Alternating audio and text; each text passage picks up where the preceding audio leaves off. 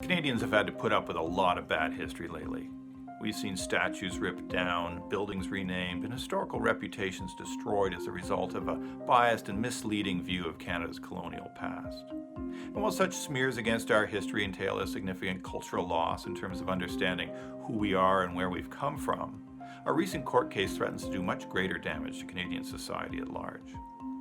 As Robert McBain and I write in our recent C2c journal article, The Real Cost of Bad History, deliberate historical ignorance is threatening to erode the impartiality of the Canadian court system, as well as the commitment of governments to fight for their own best interests. And this could leave taxpayers holding a bill that never ends. Robert and I take a close look at the Restool case, recently argued in an Ontario court, that concerns the demands of Indigenous Ojibwe currently living in the upper Great Lakes region of the province to essentially rewrite two treaties their ancestors signed in 1850 in a way that would require federal and provincial governments to share a portion, perhaps all, of the Crown revenues currently earned in that area of the country. The judge's ruling in their favor is packed with bad history and creative revisionism. Here's one example of many.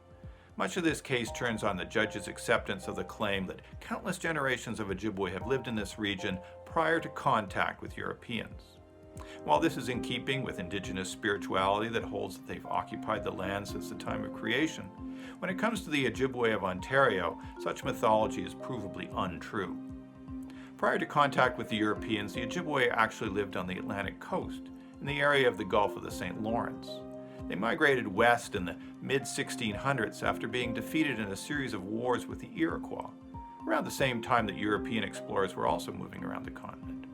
And as they moved their way into northwestern Ontario, the Ojibwe actually forced other tribes, such as the Dakota, even further west out onto the prairies. All of this is backed by native oral tradition as well as Western-style documentation. The Ojibwe, in other words, are relative newcomers to the province, and for the court to ignore this fact is simply bad history. For the rest of the story and what this means for Canadian justice and government, check out c2cjournal.ca.